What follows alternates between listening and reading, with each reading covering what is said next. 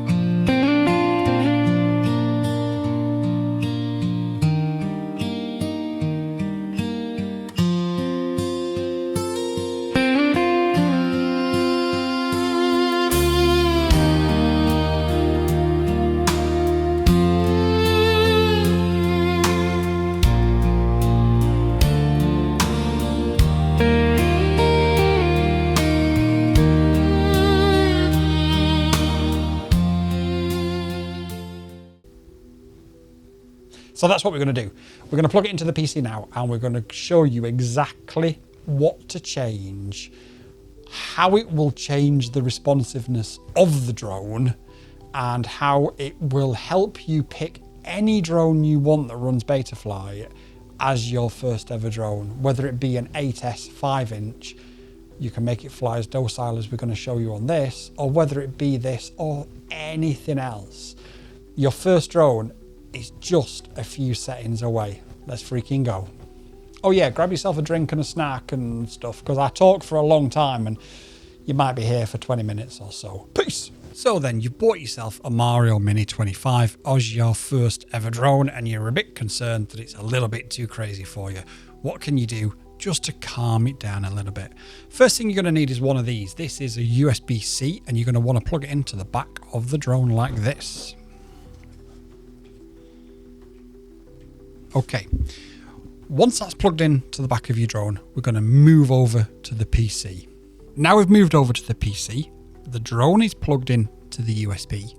We've opened up Betaflight. What we now need to do is press the connect button in the top right, and that's going to bring us to this screen. We don't need to do anything in this screen. If you need a video to help you set up the drone for the first time, to enable the switches that you need and to bind your radio and your receiver together, there is going to be a link to that video in the description down below.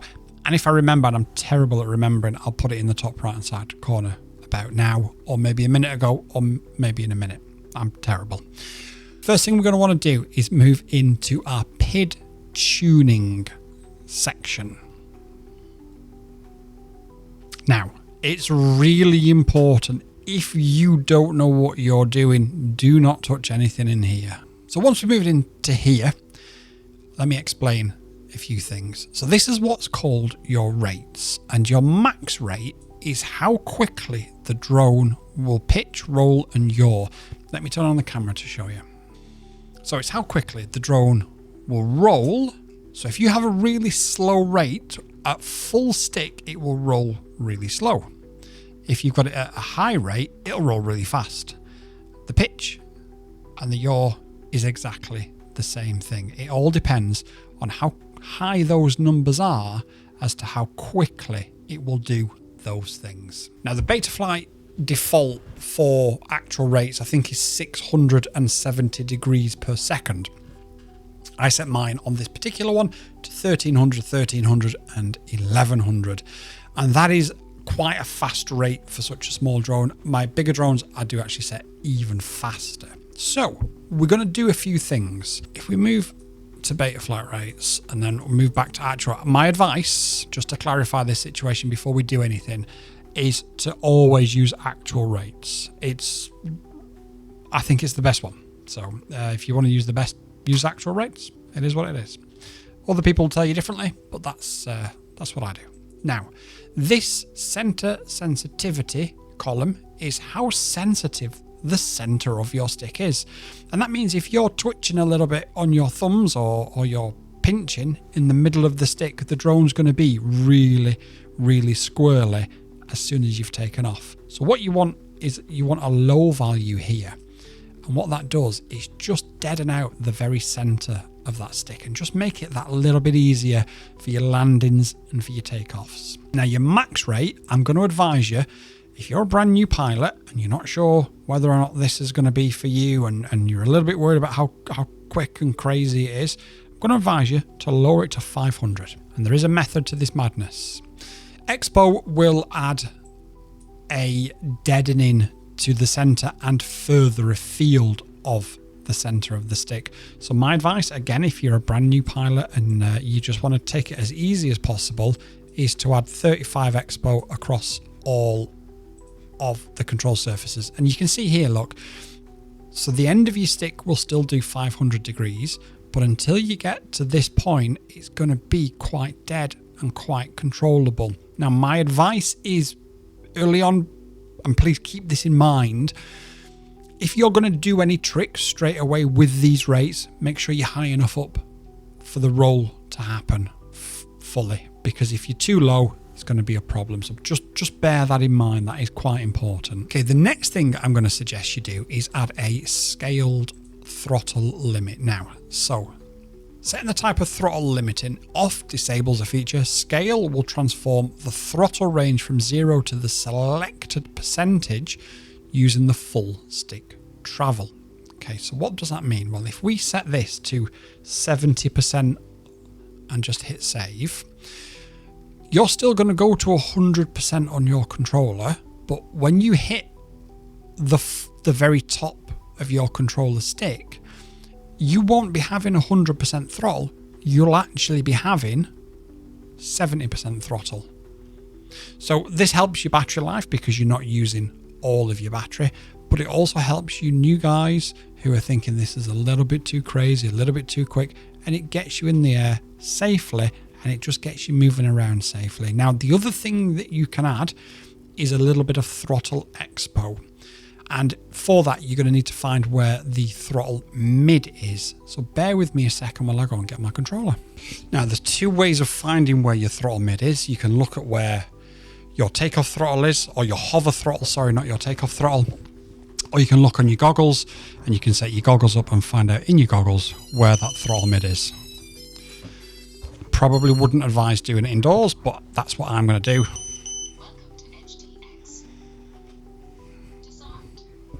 But it's probably not a good idea for you guys to do it. So if I can, and I don't think I can because of my hands, but so I'm just going to have to do it off camera a little bit. And I'm just going to find out where our hover point is.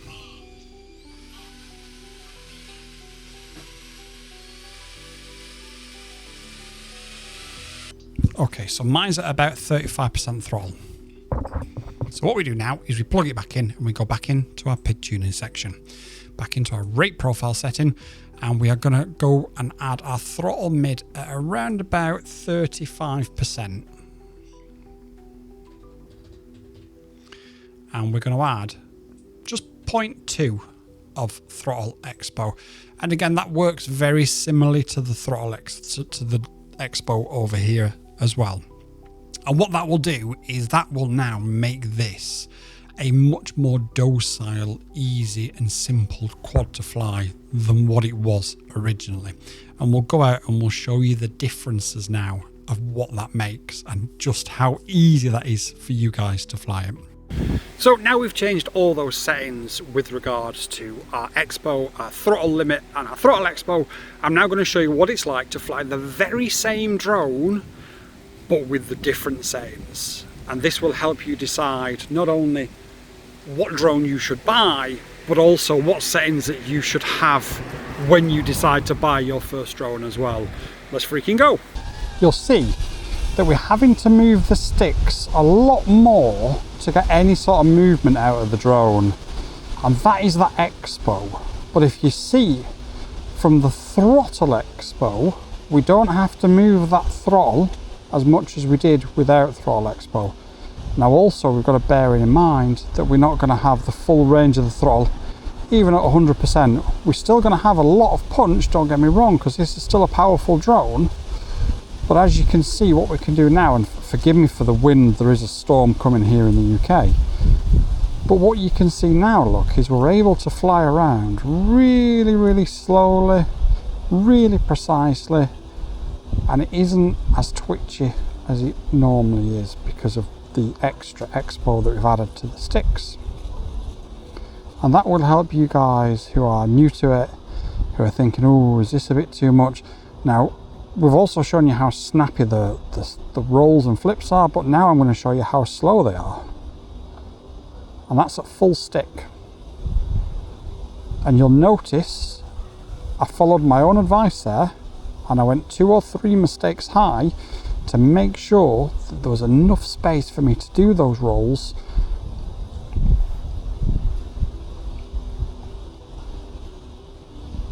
and not crash into the ground.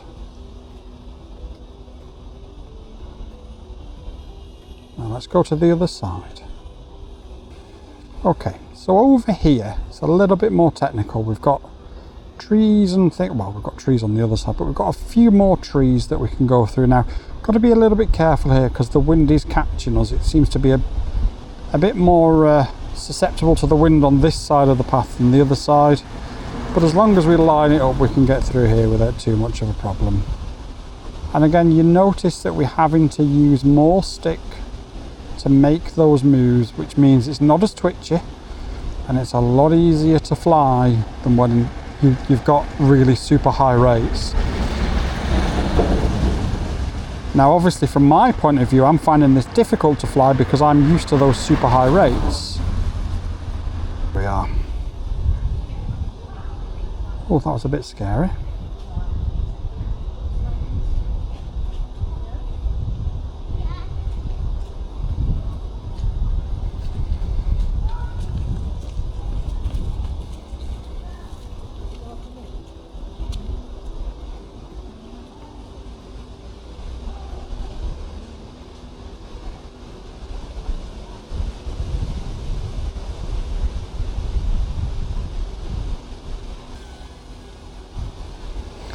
Okay, so you can see now how much easier it is to fly. Now you'll also notice that we're on 3.7 volts and yet we've been flying for 4 minutes and 20 seconds, and you might be thinking to yourself, wow, it's really improved the battery life. And it has, and that's because we're using less throttle. Even on the scaled throttle expo or a scaled throttle limit, we're actually using less throttle because everything is scaled back to 70%, and that's giving us more battery life. Now sure, it's not as exciting, it's not as poppy, but again, if you're new to FPV drones, you're going to want as much control as you possibly can get. And the crazy rates and stuff can come at a later date, that's not a problem. Let's see how well this signal holds up here. We are at -70. I think it's fair to say once we turn around, as long as we've still got, oh no, we have gone down to -85. But actually, considering how low we are and how many trees there are and how many houses and all that sort of stuff, I'm okay with that. Right, well I'm going to land it, and I think that is point proven. We've flown for nearly 6 minutes.